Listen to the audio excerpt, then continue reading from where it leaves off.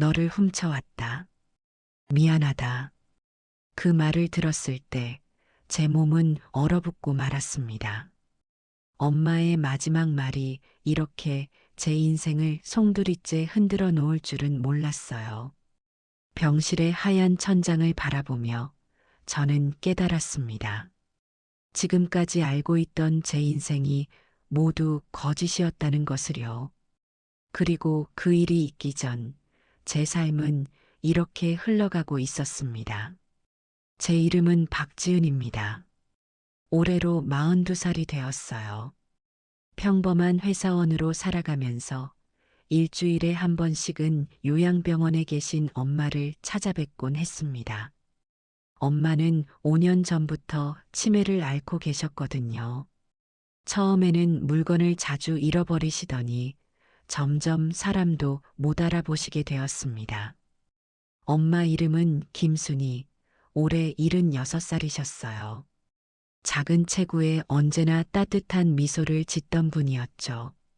제가 어렸을 적 기억 속 엄마는 늘 바쁘셨지만 그래도 저를 위해 최선을 다하시던 분이었습니다. 아버지는 제가 10살 때 교통사고로 돌아가셨어요. 그 후로 엄마 혼자 저를 키우셨죠.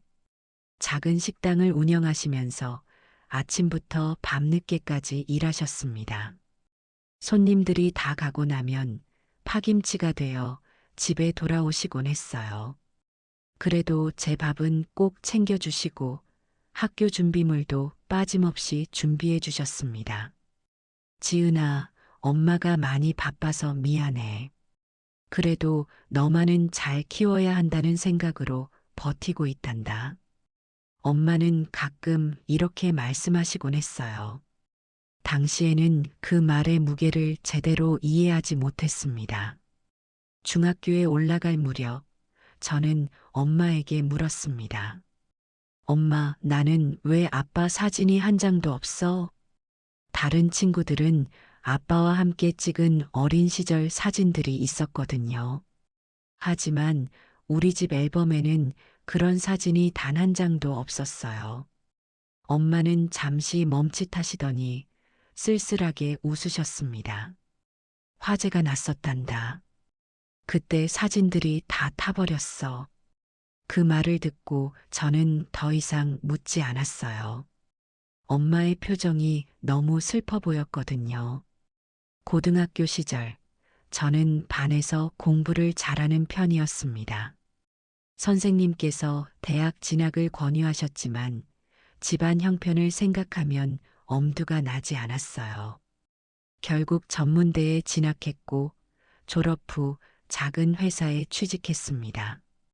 30살이 되던 해 저는 성실하고 착한 강민수라는 남자와 결혼을 했습니다. 결혼 준비를 하면서 이상한 점을 발견했습니다. 호적 등본을 떼는데 제 출생신고가 석 달이나 늦게 되어 있더라고요. 엄마, 이거 왜 이렇게 늦게 신고되었어요? 엄마는 잠깐 당황하신 듯 했지만 곧 웃으며 대답하셨어요. 아, 그때 엄마가 몸이 안 좋아서 병원에 오래 있었거든. 그러다 보니 신고가 늦어졌어. 결혼 후 얼마 지나지 않아 엄마의 건강이 급격히 나빠지기 시작했습니다. 처음에는 깜빡깜빡 하시는 정도였어요. 약속 시간을 잊으신다거나 같은 말을 반복하신다거나 하는 거였죠. 결국 병원에 모시고 갔고 의사 선생님은 조심스럽게 말씀하셨어요. 초기 치매 증상이 보입니다. 그때 엄마의 표정을 잊을 수가 없어요. 너무나 무기력하고 슬픈 얼굴이었습니다. 진료실을 나오면서 엄마는 제 손을 꼭 잡으셨어요. 지은아, 엄마가 너한테 미안하다. 왜요, 엄마? 아프신 건 엄마 잘못이 아니잖아요. 엄마는 대답 대신 눈물만 흘리셨습니다. 치매는 생각보다 빠르게 진행되었습니다. 2년이 지나자 엄마는 저를 못 알아보는 날이 더 많아졌어요. 가끔은 저를 보고 누구세요? 라고 물으셨습니다. 그럴 때마다 가슴이 찢어지는 것 같았어요. 3년째 되던 해 엄마를 더 이상 집에서 모실 수 없게 되었습니다. 24시간 누군가 곁에 있어야 했고, 저도 직장을 다녀야 했으니까요. 요양병원을 알아보기 시작했습니다. 엄마를 요양병원에 모신 날, 저는 하루 종일 울었습니다.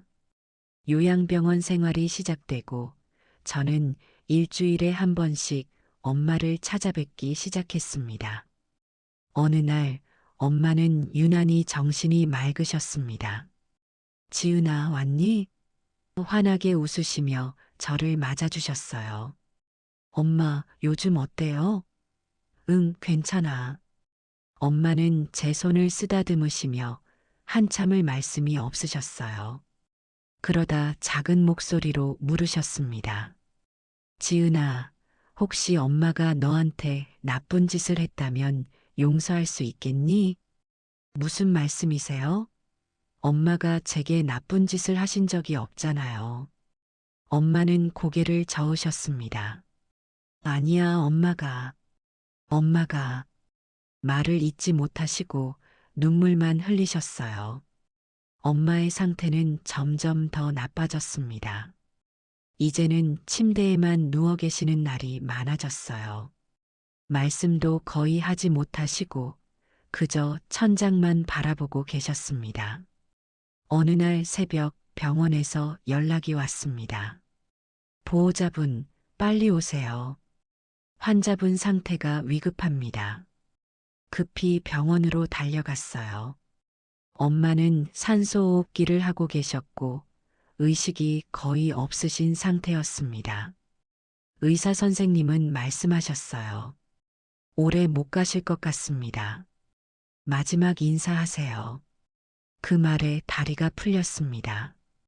엄마 침대 옆에 무릎을 꿇고 엄마 손을 잡았어요. 엄마, 저 지은이에요. 엄마, 정신 차리세요. 엄마는 힘겹게 눈을 뜨셨습니다. 저를 보시더니 희미하게 미소를 지으셨어요. 지은아. 작은 목소리였지만 분명히 제 이름을 부르셨습니다. 엄마는 제 손을 약하게 쥐셨습니다. 그리고 떨리는 목소리로 말씀하셨어요. 지은아, 엄마가 할 말이 있어. 네, 엄마. 말씀하세요. 엄마의 눈에서 눈물이 흘러내렸습니다. 미안해. 정말 미안해. 그러다 갑자기 제 손을 더 세게 쥐시며 말씀하셨어요. 너를 훔쳐왔어. 미안해.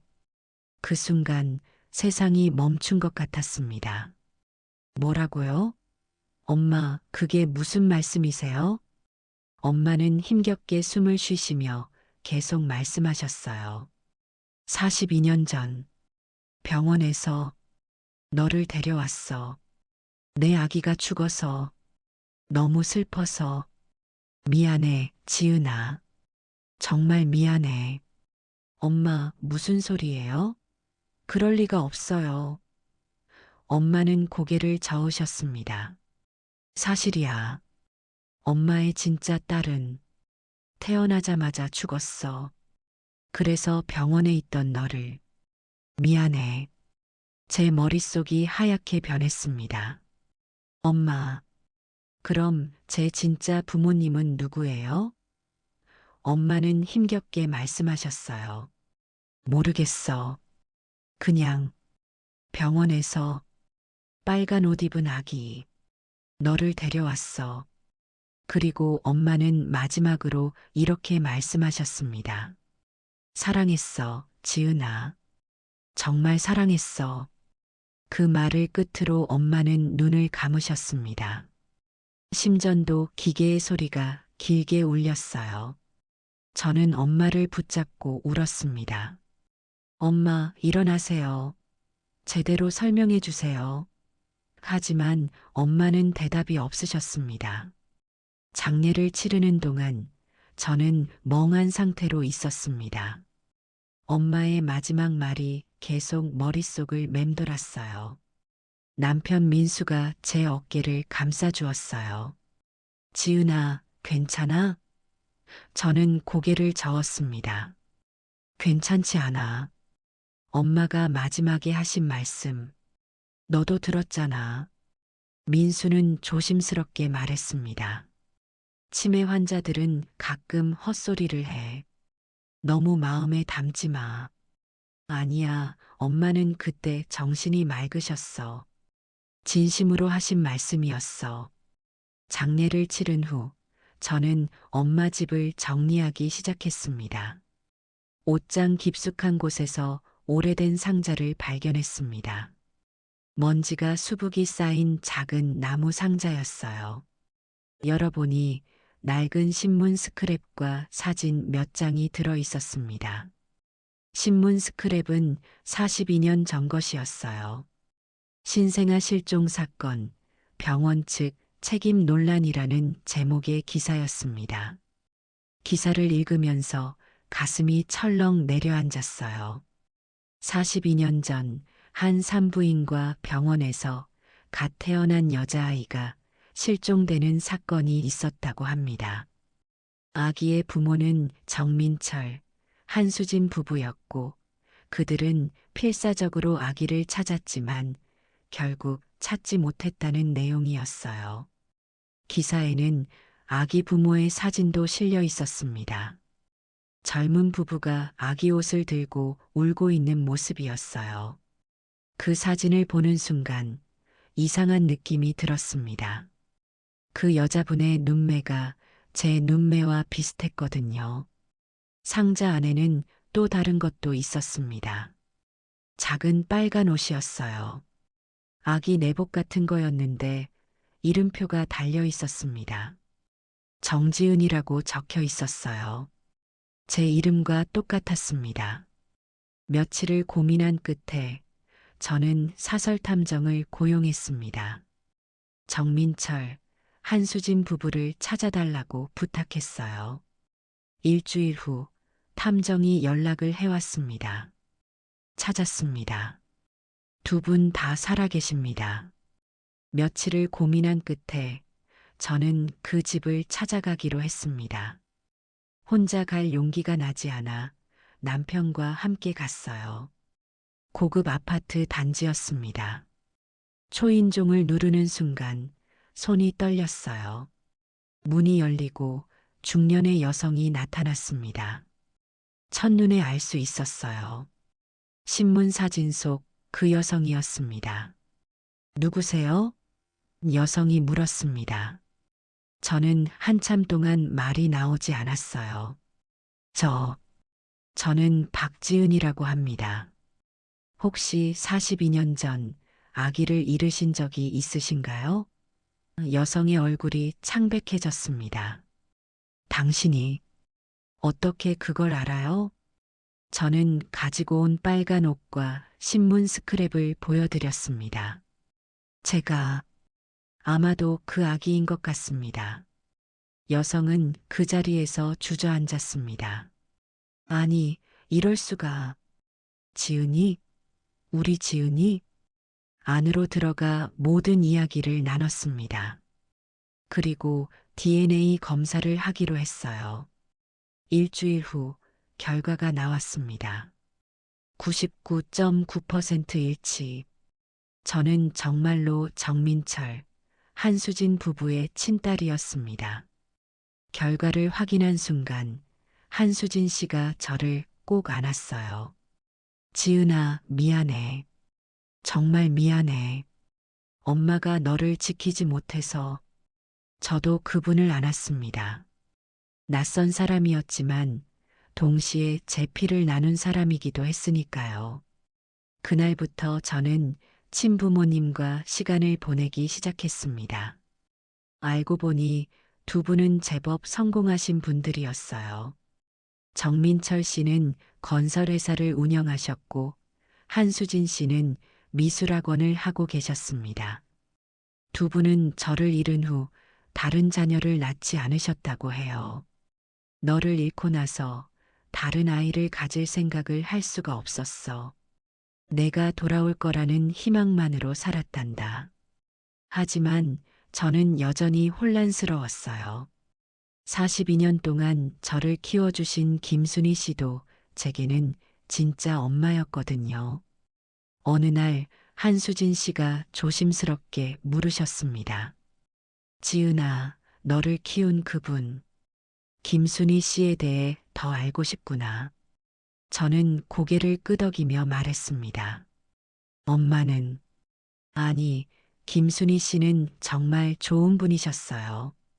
저를 진심으로 사랑해 주셨고 자신의 모든 것을 희생하셨어요. 그분도 얼마나 힘드셨을까. 한수진 씨가 눈물을 글썽이며 말씀하셨어요. 자신의 아기를 잃은 슬픔 때문에 그런 일을 저지르셨겠지. 미워할 수만은 없네. 며칠 후, 저는 김순희 씨의 무덤을 찾아갔습니다. 친부모님도 함께 가셨어요. 무덤 앞에서 우리는 모두 무릎을 꿇었습니다. 한수진 씨가 먼저 말씀하셨어요. 김순희 씨, 고맙습니다. 저희 딸을 이렇게 잘 키워주셔서 정말 감사합니다. 정민철 씨도 이어서 말씀하셨습니다. 비록 잘못된 방법이었지만 지은이를 진심으로 사랑해 주셨다는 걸 알고 있습니다. 저도 무덤 앞에 손을 모았습니다. 엄마, 저 이제 진짜 부모님을 만났어요. 하지만 엄마도 제게는 진짜 엄마예요. 평생 잊지 않을게요. 사랑해요, 엄마. 무덤을 떠나면서 한수진 씨가 제 손을 잡았습니다. 지은아, 우리가 내 엄마라고 해서 김순희 씨를 잊으라는 말은 안 할게. 그분도 너의 엄마야. 그 후로 저는 두 가족 사이에서 균형을 찾아가고 있습니다. 친부모님과 시간을 보내면서도 저를 키워주신 김순희 씨를 잊지 않고 있어요. 어느 날 새엄마 한수진 씨가 물으셨어요. 지은아, 혹시 우리 성을 따를 생각 없니? 저는 잠시 생각하다가 대답했습니다. 아니요, 엄마. 저는 박지은으로 살고 싶어요. 이 이름은 김순희 씨가 지어주신 이름이고 42년 동안 써온 제 이름이에요. 시간이 흐르면서 저는 점점 두 가족과 가까워졌습니다. 명절에는 친부모님 댁에서 보내고 김순희 씨의 기일에는 꼭 무덤을 찾아뵙습니다. 얼마 후 저는 임신을 했습니다. 새부모님은 정말 기뻐하셨어요. 아기가 태어났습니다. 예쁜 딸이었어요. 이름은 뭐라고 지을 거니? 새아버지가 물으셨습니다. 저는 미리 생각해둔 이름을 말했어요. 순이요. 김순이의 순이. 새부모님은 잠시 놀라셨지만 곧 이해하신다는 듯 고개를 끄덕이셨습니다. 좋은 이름이야. 너를 키워준 분의 이름을 딸에게 물려주다니 정말 의미 있어. 작은 순이를 안고 있으면서 저는 생각했습니다. 이 아이에게는 진실을 말해줘야겠다고. 할머니가 두 분 계신다고. 한 분은 하늘에 계시고 다른 한 분은 여기 계신다고. 그리고 사랑에는 여러 형태가 있다는 것도 가르쳐 줘야겠어요. 아기 순이가 자라면서 저는 두 할머니 이야기를 들려주기 시작했습니다. 순이야, 너에게는 할머니가 두 분 계셔. 한 분은 엄마를 낳아주셨고 다른 한 분은 엄마를 키워주셨단다. 새엄마는 순이를 정말 많이 사랑하십니다. 일주일에 서너 번은 우리 집에 오셔서 순이와 놀아주세요. 이런 모습을 보면서 저는 행복합니다. 비록 복잡한 과거를 가지고 있지만 지금 이 순간만큼은 평범한 가족과 다를 바 없으니까요. 순이가 7살이 되던 해 저는 순이를 데리고 김순희 씨 무덤을 찾았습니다. 순이야, 여기 계신 분이 엄마를 키워주신 할머니야. 순이는 무덤 앞에 꽃을 놓았어요. 할머니, 안녕하세요. 저는 순이에요. 할머니 이름을 물려받았어요. 집으로 돌아가는 길, 순이가 물었습니다. 엄마, 저도 커서 엄마처럼 될까요? 어떻게? 두 명의 엄마를 가진 거요. 저는 웃으며 대답했어요. 아니야, 순이는 엄마 한 명만 있으면 돼. 그게 더 행복한 거야. 지금 이 순간 저는 행복합니다. 비록 과거는 복잡하지만 현재는 사랑으로 가득하니까요. 두 가족의 사랑, 남편의 사랑, 그리고 제 딸의 사랑. 나이가 들면서 저는 깨달았습니다. 인생은 완벽하지 않다는 것을, 때로는 잘못된 선택으로 시작된 일도 아름다운 결과를 낳을 수 있다는 것을. 김순희 씨의 선택은 분명 잘못되었습니다. 하지만 그 선택이 저를 만들었고 지금의 저를 있게 했어요. 아마도 죄악이면서 동시에 사랑이었던 거죠. 이제 저는 평화를 찾았습니다. 과거의 아픔, 복잡한 관계, 모든 것을 받아들이고 화해했어요. 두 명의 엄마를 가진 딸로서 저는 말합니다. 사랑에는 정답이 없다고. 때로는 잘못된 시작도 아름다운 결말을 만들 수 있다고. 그리고 가장 중요한 것은 우리가 서로를 용서하고 사랑하는 것이라고. 김순희 씨, 하늘에서 편히 쉬세요. 당신의 딸은 잘 살고 있습니다. 그리고 당신을 사랑합니다. 친부모님, 저를 받아주셔서 감사합니다. 저도 두 분을 사랑합니다. 이것이 제 이야기입니다. 복잡하고 아프지만 동시에 아름답고 따뜻한 이야기. 나를 키운 사람은 엄마가 아니었습니다. 하지만 그분도 제 엄마였습니다. 그리고 제 친엄마도 제 엄마입니다. 저에게는 두 명의 엄마가 있습니다. 그리고 그것이 제 인생입니다.